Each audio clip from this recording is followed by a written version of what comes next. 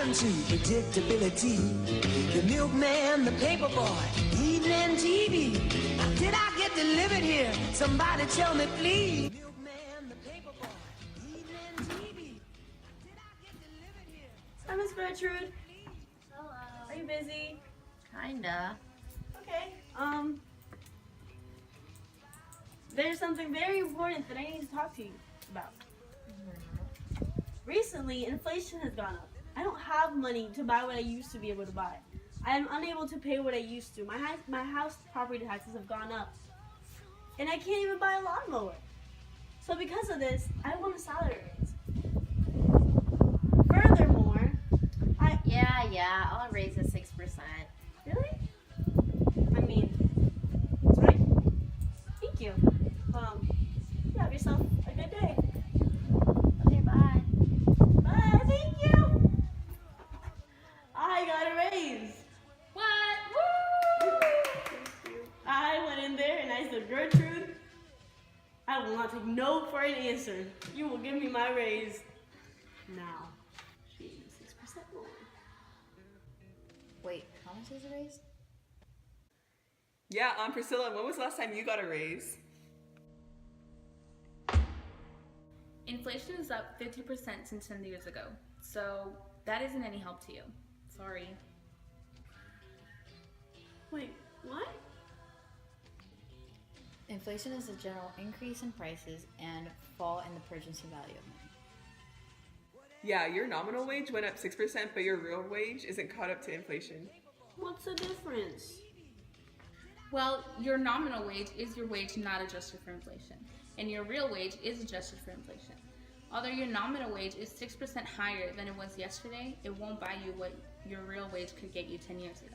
For example, if I was paid $100 10 years ago and $100 today, my nominal wage would be the same for both today and 10 years ago. It's still $100, but my real wage would be different because 10 years ago, $100 could get me 24 Chipotle chicken burritos.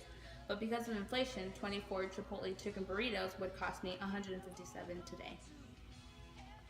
Why does inflation even exist?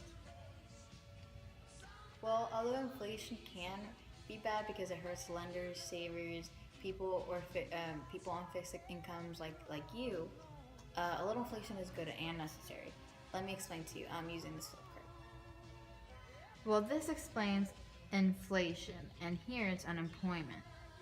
Right here in our short-run Phillips curve, whenever there is low inflation, there's high unemployment, and vice versa. Whenever there's low unemployment, there's high inflation.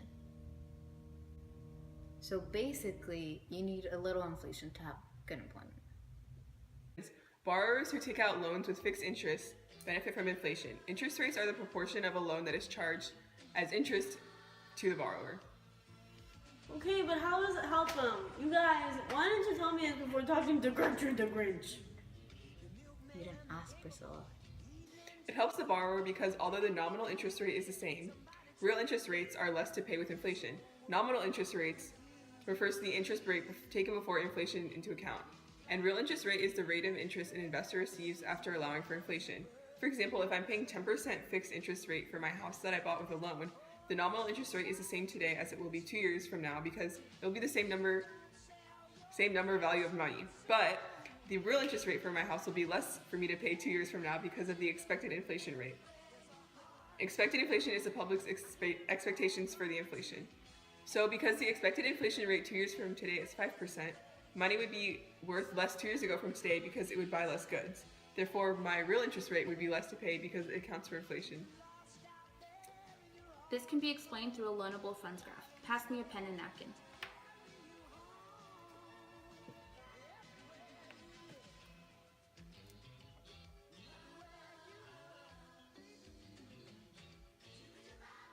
Okay. In the loanable funds, when the supply of money goes up because of inflation, the supply of loanable funds also goes up.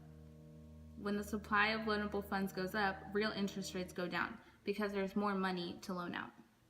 The government has made inflation go up because they keep spending money. How does that work? What is government spending? Wait, I'll look it up. Siri, what's government spending?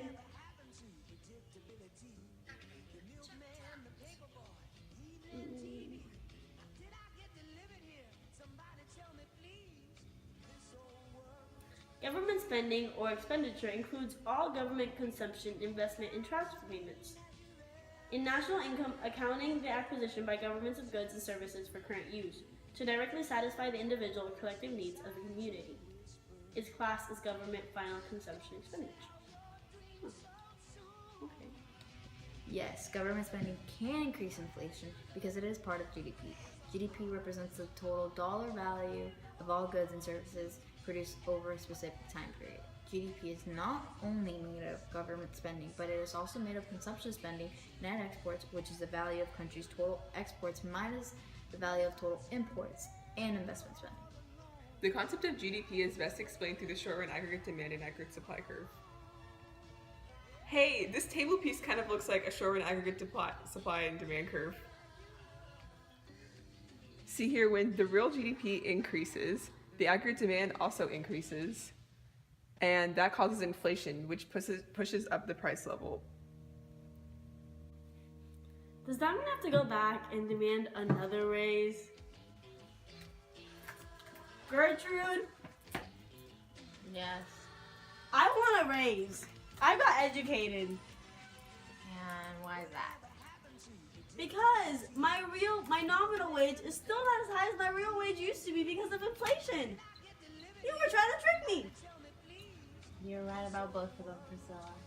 So let me explain to you the money market graph. Alright, Priscilla. So the y-axis is the nominal interest rates, and the x-axis is the quantity of money. This is the money supply curve and the money demand curve. There are two reasons why people demand money: transactions demands and asset demand. When interest rates are really high, people don't want to hold their money. But when interest rates are really low, it's okay for people to hold on to their money. So the shifters of the money demand curve, one of them is wages. If people have higher wages, they'll want to demand more money in order to meet the price level of certain things. So you're correct. I will raise your wage. Really? I mean, I guess. Now you can go. Bye-bye.